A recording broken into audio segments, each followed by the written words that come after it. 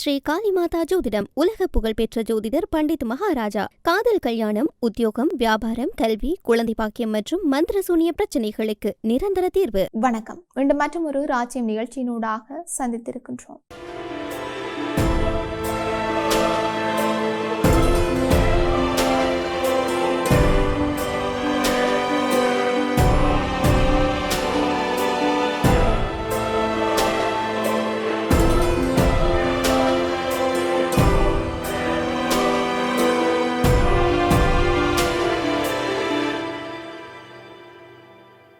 ஈரானுடனான போர் நீடித்து வருவதால் ஏற்பட்டிருக்கின்ற பொருளாதார மற்றும் அரசியல் ரீதியான பாதிப்புகளை கட்டுப்படுத்த ஜனாதிபதி ட்ரம்ப் தலைமையிலான வெள்ளை மாளிகை அதிகாரிகள் தீவிரமாக முயன்று வருகின்றார்கள். போர் விரைவில் முடிவுக்கு வரும் என்ற நம்பிக்கை குறைந்து வருவதால் அதிகரித்து வரும் எரிபொருள் விலையை குறைக்க புதிய வழிகளை இந்த வாரம் ஜனாதிபதி ட்ரம்ப் மத்திய பெட்ரோல் வரியை தற்காலிகமாக நிறுத்தி வைக்கும் திட்டத்திற்கு தன்னுடைய ஆதரவை வழங்கியிருக்கின்றார். இதன் மூலம் ஒரு கேலன் எரிபொருளுக்கு 18 சென்ட் வரை விலையை குறைக்க வாய்ப்பு இருக்கிறது என்றும் தெரிவிக்கப்பட்டிருக்கின்றது. தற்போது அமெரிக்கா முழுவதும் ஒரு கேலன் பெட்ரோலின் சராசரி விலை $4.50 இருக்கின்றது. ஆரம்பத்தில் இந்த வரி ரத்து திட்டம் அவசியமற்றதாக கருதப்பட்டாலும் தற்போது விலையேற்றம் மக்களிடையே பெரும் அதிருப்தியை ஏற்படுத்தி இருக்கிறதால் இந்த நடவடிக்கை அவசர தேவையாக மாறியிருக்கின்றது. வெள்ளை மாளிகைக்குள் நிலவும் ஒருமித்த கருத்தின்படி போர் தொடங்கியதிலிருந்து எரிபொருள் விலை 50% வரை உயர்ந்துள்ளதால் நுகர்வோருக்கு உடனடி நிவாரணம் வழங்கும் வகையில் ஒரு நடவடிக்கை இப்போது தேவைப்படுகிறது. வரலாற்று ரீதியாக ஒரு கேலன் பெட்ரோல் $4 தாண்டும் போது அது பொதுமக்களிடையே பெரும் கோபத்தையும் பொருளாதார கவலையையும் தூண்டுகின்றது. அதன் விளைவாகவே ஏப்ரல் மாதத்தில் அமெரிக்காவின் நுகர்வோர் பணவீக்கம் 3.8% அதிகரித்துள்ளது. இது கடந்த 3 ஆண்டுகளில் இல்லாத உயர்வாகும். சமீபத்திய கருத்து கணிப்பின்படி 60%க்கும் அதிகமான அமெரிக்கர்கள் எரிபொருள் விலையேற்றத்தால் தங்கள் குடும்ப நிதிநிலை பாதிக்கப்பட்டிருக்கிறதாக கூறியிருக்கிறார்கள். இதன் காரணமாக ட்ரம்பின் பொருளாதார செயல்பாடுகளுக்கான அங்கீகாரம் 30% குறைந்திருக்கிறது. மேலும் வரும் நவம்பர் மாதம் நடைபெற இருக்கின்ற இடைத்தேர்தலில் இந்த விலை உயர்வு காரணமாக குடியரசுக் கட்சி நாடாளுமன்றத்தின் இரு அவைகளிலும் கட்டுப்பாட்டை இழக்கக்கூடும் என்று அந்த கட்சியினர் அஞ்சுகின்றார்கள். 7 மாகாணங்களில் பெட்ரோல் விலை ஏற்கனவே ஒரு கேலனுக்கு $5 தாண்டிவிட்டது.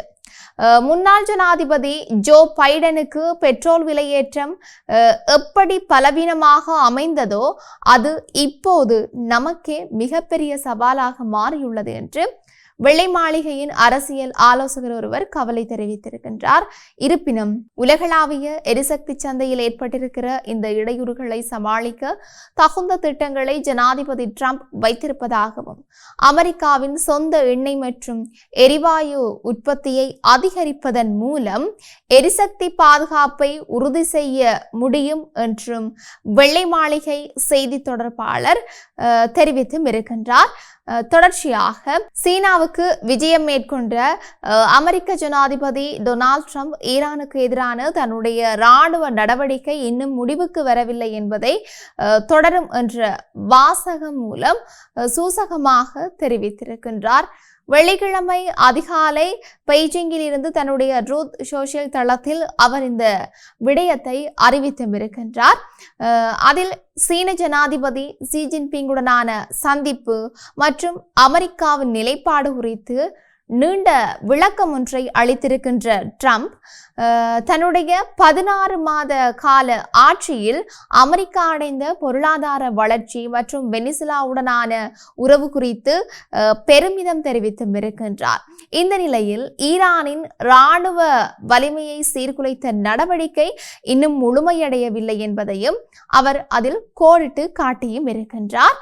தற்போது ஈரானுக்கும் அமெரிக்காவுக்கும் இடையே ஒரு பலவீனமான போர் நிறுத்தம் நடைமுறையில் இருக்கின்ற சூழலில் ட்ரம்பின் இந்த கருத்து தாக்குதல்கள் மீண்டும் தொடங்கப்படலாம் என்ற அச்சத்தை ஏற்படுத்தி இருக்குது. சீனாவுக்கு புறப்படுவதற்கு முன்னதாகவே ஈரானுடனான போர் நிறுத்த ஒப்பந்தம் மிகவும் மோசமான நிலையில் இருப்பதாக அவர் குறிப்பிட்டிருந்தார். இதேவேளை இந்த பிரச்சனையில் முன்னேற்றம் ஏற்பட்டு வருவதாக துணை ஜனாதிபதி ஜே.டி. வான்ஸ் தெரிவித்திருக்கின்ற போதிலும் ட்ரம்பின் இந்த கருத்துக்கள் மத்திய கிழக்கு பிராந்தியத்தில் மீண்டும் பதற்றத்தை அதிகரித்தும் இருக்கின்றன. இவை இப்படி இருக்க, ஆப்கானிஸ்தானில் தாலிபான்கள் மீண்டும் ஆட்சியை கைப்பற்றிய போது அதனை தன்னுடைய மூலோபாய வெற்றியாக கருதிய பாகிஸ்தான் இன்று அதே தாலிபான்களால் பெரும் நெருக்கடியை சந்தித்து வருகிறது. பல தசாப்தங்களாக ஆப்கான் தாலிபான்களுக்கு புகலிடமும் ஆதரவும் வழங்கி வந்த பாகிஸ்தான் அவர்கள் ஆட்சிக்கு வந்தால் தன்னுடைய எல்லை பாதுகாப்பு உறுதி செய்யப்படும் என்றும் இந்தியாவின் செல்வாக்கு அங்கு குறையும் என்றும் நம்பியிருக்குது. ஆனால் ஆட்சிக்கு வந்த பிறகு ஆப்கான் தாலிபான்கள் பாகிஸ்தானின் சொற்கேட்கும் பொம்மை அரசாங்கமாக இருக்க மறுத்துவிட்டனர். பாகிஸ்தானுக்கு இன்று மிகப்பெரிய அச்சுறுத்தலாக விளங்குவது தெஹ்ரீக் தாலிபான் பாகிஸ்தான் அமைப்பு. ஆப்கான் தாலிபான்களுக்கும் இந்த டிடிபி அமைப்பிற்கும் இடையே இருக்கின்ற நெருக்கம் பாகிஸ்தானுக்கு பெரும் தலையடியாக மாறியிருக்கிறது. ஆப்கானிஸ்தான் மண்ணை பயன்படுத்தி டிடிபி பயங்கரவாதிகள் பாகிஸ்தான் இராணுவத்தின் மீது தாக்குதல்களை நடத்தி வருகிறார்கள். இதனை தடுக்குமாறு பாகிஸ்தான் விடுத்த கோரிக்கைகளை ஆப்கானிஸ்தான் தாலிபான்கள் தொடர்ந்து நிராகரித்து வருகின்றார்கள்.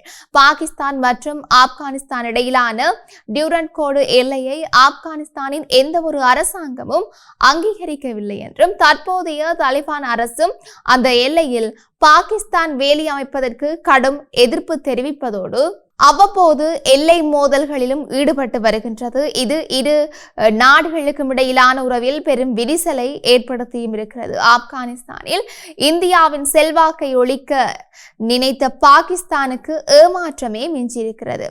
ஆப்கான் தாலிபான்கள் தற்போது இந்தியாவுடன் ஒரு நடைமுறை சாத்தியமான உறவை பேண விரும்புவதோடு இந்தியாவின் மனிதாபிமான உதவிகளையும் உட்கட்டமைப்பு திட்டங்களையும் வரவேற்கிறார்கள். இது பாகிஸ்தானின் மூலோபாய திட்டங்களுக்கு பின்னடைவை ஏற்படுத்தி இருக்கின்றமையும் இங்கு குறிப்பிடத்தக்கது. பயங்கரவாத அமைப்புகளுக்கு ஆதரவளிப்பதாக சர்வதேச அளவில் பாகிஸ்தான் மீது சுமத்தப்படும் குற்றச்சாட்டுகள் தற்போது அந்த நாட்டிற்கே எதிராக திரும்பியும் இருக்கின்றன. ஆப்கானிஸ்தானில் பயங்கரவாத செயற்பாடுகளை வளர்வதற்கு பாகிஸ்தான் ஒரு காலத்தில் உதவியது என்றால் இன்று அதே பயங்கரவாதத்தின் கோரமுகத்தை பாகிஸ்தான் தன்னுடைய சொந்த மண்ணில் அனுபவித்து வருகின்றது. ஆப்கானிஸ்தானை தன்னுடைய கட்டுப்பாட்டில் வைத்திருக்க நினைத்த பாகிஸ்தான் இன்று பாதுகாப்பற்ற எல்லைகளாலும் உள்நாட்டு பயங்கரவாதத்தாலும் தத்தளிக்கின்றது.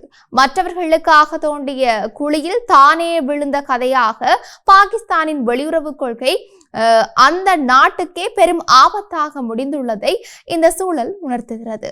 இப்படி இவையொரு புறம் இருக்க, ஈரானுக்கு இராணுவ உபகரணங்களை வழங்கப் போவதில்லை என்று சீன ஜனாதிபதி ஷி ஜின்பிங் உறுதியளித்திருக்கிறதாக அமெரிக்க ஜனாதிபதி டொனால்ட் ட்ரம்ப் தெரிவித்திருக்கிறார். பெய்ஜிங்கில் இருநாட்டு தலைவர்களுக்கு இடையிலும் நடைபெற்ற பேச்சுவார்த்தையின் போது இந்த விடயத்தை அவர் தெரிவித்ததாக ட்ரம்ப் கூறியிருந்தார். எவ்வாறாயினும் ஈரானுடனான சீனாவின் பொருளாதார உறவுகளை, குறிப்பாக எண்ணெய் கொள்வனவை ஷி ஜின்பிங் வலியுறுத்தியதாக அவர் சுட்டிக்காட்டியும் இருந்தார்.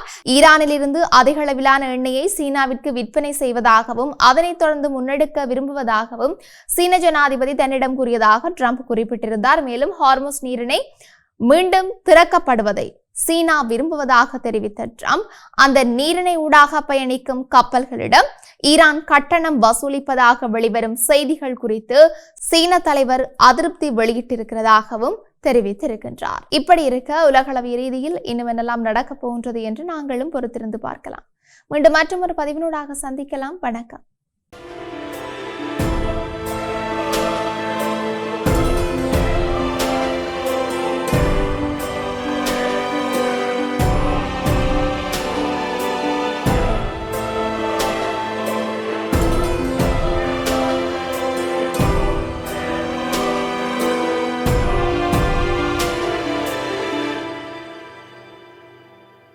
ஸ்ரீ காளிமாதா ஜோதிடம் உலக புகழ்பெற்ற ஜோதிடர் பண்டித் மகாராஜா. காதல், கல்யாணம், உத்தியோகம், வியாபாரம், கல்வி, குழந்தை பாக்கியம் மற்றும் மந்திர சூனிய பிரச்சனைகளுக்கு நிரந்தர தீர்வு.